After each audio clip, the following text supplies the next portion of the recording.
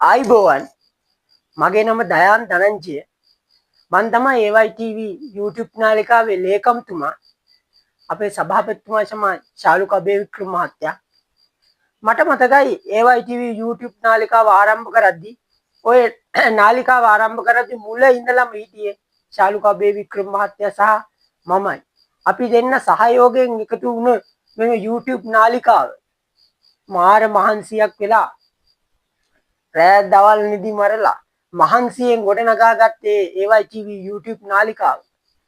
දැන් මං හිතන විදිහට subscribe ලා 402ක් ඉන්නවා. ඉතින් අපිට තිබ්බ වැඩ කටයුතුත් එක්ක අපිට ස්ටේජ් ඩ්‍රාමා ඒවා විතරක් නෙමෙයි අපි මේ කලාවේ හැම දෙයක්ම හොයාගෙන යනවා.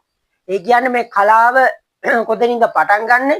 මේක කලාව ආරම්භ වුණේ කොහොමද? රංගන වෘත්තිකයෙක් වෙන්න ආරම්භ කරන NVQ ඩිප්ලෝමාව සහ ඒ වගේ රංගනයේට අනිකුත් කලාව පිළිබඳව සෑම දෙයක්ම අපි දෙන්න හොයාගෙන යනවා.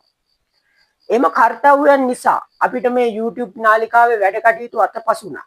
මම හිතන්නේ මාස 5ක් 6ක් අපිට එක දිගට වීඩියෝ එකක් අප්ලෝඩ් කරගන්න බැරි වුණා. ඉතින් මම හිතනවා දැන් ශාලුක අබේවික්‍රම මහත්තයා මායි අපේ අලුතෙන් එක්ුණා තරිඳු දේශාන් කියලා. එයා තමයි අපේ භාණ්ඩාගාරිතුමා. අපි කතා